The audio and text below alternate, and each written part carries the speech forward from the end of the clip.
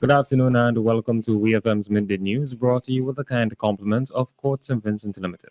Always wanted a motorcycle, but they've been too expensive. I pass in on my way to work, and then boom, I see Courts have motorcycles outside. I'm excited. I get up one day, I go down, I spoke to this guy. I think his name was Sheena, this short, chubby little guy, you know. I purchased two bikes so far. It was the 150 SL and the 250 Dragon. This blue, beautiful AKT TT Dragon. This is my baby. I call her Becky. She gives me the best ride ever. My name is Storyboy Nick, and I live to ride my AKT. Welcome back to WEFM's Midday News, brought to you with the kind compliment of Court St. Vincent Limited. I am your presenter, Rajiv Providence. First, on the local scene, the 2022 National Lottery's Christmas 9 Mornings Festival was officially launched on Sunday, December 4th at Heritage Square. Cultural Officer Maxine Brown was present at the launch and called on Vincentians to do their part in preserving the tradition of 9 mornings, saying that each person can contribute in their own way. We'll hear more from Ms. Brown. It is indeed a grand occasion where we officially launch our unique Vincentian tradition, our culture, our folklore, our custom, 9 mornings. 9 mornings is uniquely ours. And so every December from the 16th to the 24th, we celebrate what's truly ours. And tonight, I want to implore you to take a stance. Do your part to ensure that 9 mornings live on and on and on from generation to generation. But you have to do your part. You can do your part in simple ways. You can donate what you have. You can donate big if you have plenty, and you can donate a small amount if you don't have much. Just give back and lend a helping hand. That was Cultural Officer Maxine Brown speaking at the launch of the 2022 National Lottery's Christmas 9 Mornings Festival. The festival was briefly interrupted in 2020 and 2021 due to the COVID-19 pandemic and the devastation of the La Soufrière volcano.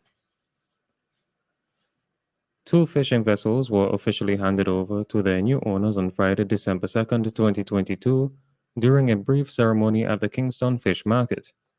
This handing over signaled the formal deployment of the Fleet Expansion Program, of which the recipients are now the first beneficiaries. Minister of Agriculture, Forestry, Fisheries, Rural Transformation, Industry and Labour, Subota Caesar, said that it is the government's aim to ensure that the program succeeds and every effort will be made to accommodate those who want to be involved. Minister Caesar also noted that efforts will be focused on developing a local boat building industry. And in this regard, the minister said that a company based in Trinidad and Tobago is already in the process of leasing a facility to begin a local boat building outlet where they are expected to produce pirogues that will meet the required specifications for the local market. The minister added that the Fleet Expansion Thrust has also now expanded further to include the acquisition of larger tuna vessels.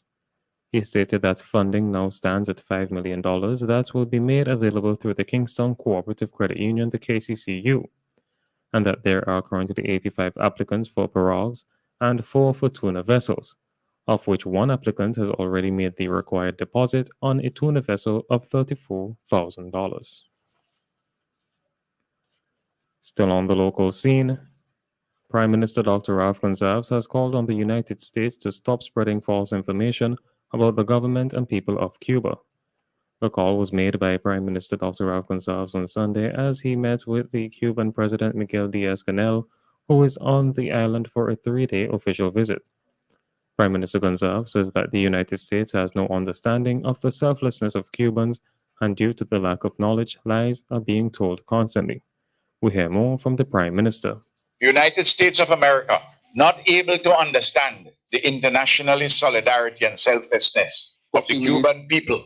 They tell the lie and they put it in their reports, in congressional documents, in the State Department document, that you, the Cuban professionals who are here, that you are victims of human trafficking. Well, when you abuse the word human trafficking in that manner, and you distort into nothingness international law on trafficking to suit your ideological and hegemonic purposes, you do a genuine disservice in fighting the international crime of human trafficking. Our Cuban brothers and sisters, the internationalists, workers who are here, we request from time to time the help of the Cuban government people.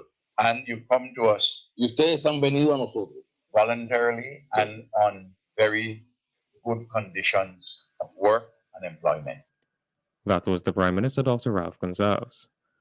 The Cuban president arrived in St. Vincent and the Grenadines on Saturday for an official visit during which he will aim to further boost relations of friendship and cooperation with St. Vincent and the Grenadines and other Caribbean nations. On to news in the region. 2 vessels on the MSC Cruises, MSC Seashore, and MSC Seaside made their first call to the port of Bridgetown, Barbados. These vessels are among the 16 inaugural vessels that will be sailing to Barbados during the 2022-2023 winter season. It is not often that we have 2 inaugural visits on the same day, and it's even more extraordinary that we welcome 2 vessels in a single day from the world's leading shipping and logistic conglomerate, MSC Global. It is such a delight to be one of the first ports to welcome to the new addition to the new MSC fleet, MSC Seaside. Chief Executive Officer of Barbados Port Incorporated, David Jean-Marie, stated during a welcome ceremony. He further highlighted the digital and innovative advancements of the 2 vessels, which include exquisite dining, advanced environmental technology, increased energy efficiency, and standout design features like the famous Bridge of Sighs. Jamaica's Director of Public Prosecutions, the DPP, Paula Llewellyn, is praising the good work of the island's law enforcement officers, urging them to refrain from listening to the negatives of naysayers. In recent years, the Jamaica Constabulary Force, the JCF, as an organization, has come under increased criticism for how some of its members operate in their handling of criminal investigations. The force has been lambasted in some quarters for its failure to effectively contain the murder rate, which has resulted in over 1,000 Jamaicans being killed per year. Adding to the flurry of criticism is the notion that some members of the constabulary are corrupt. In addressing Thursday's start of a 2-day conference organized by the JCF's Criminal Investigation Branch, Llewellyn had high praise for the work of the island's police officers in general. On the international scene, 3 Chinese astronauts have returned to Earth after completing a 6-month mission aboard China's space station. They left for space on June 5th to oversee the final construction stage of the Tiangong space station, which was completed in November. The crew touched down on board the Shenzhou 14 spacecraft on Sunday in China's autonomous region of Inner Mongolia. China's space agency declared the mission a complete success. Commander Chen Dong and his teammates said they were feeling well after landing in audio aid by state broadcaster CCTV.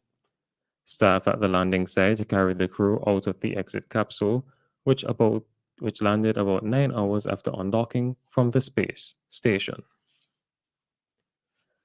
And finally, in sports, England pulled off one of their greatest victories with a 74-run win over Pakistan in the first test in Rawalpindi. With the sun dropping at the end of a tension-filled final day, England took the final wicket with only minutes of flight remaining. In scenes reminiscent of England's famous victory in the dark in Karachi in 2000, Jack Leach trapped Naseem to leave Pakistan to 68 all out, 75 short of their target of 343. That England were in position to win was thanks to James Anderson and Ollie Robinson, who gave a masterful exhibition of reverse swing bowling to claim 4 wickets each. This has been WEFM's Midday News. I have been your presenter, Rajiv Providence. Join us again at 3 p.m. for WEFM's 3 p.m. News. WEFM's Midday News is brought to you with the kind compliments of Quartz St. Vincent Limited. See the world and let the world see you with the best brands on eyewear from Quartz Optical. Come in today and get free eye exams, free blue block, and up to 20% off frame and lens purchases. Need sunglasses? With any purchase, get up to 80% off your sunglasses. Plus, With Ready Finance, you can shop today and pay $0 for 30 days. Visit us today at Courts Kingstown or call us at 456-1325 or visit us online at www.courtsoptical.com. Courts Optical, value you can see. Terms and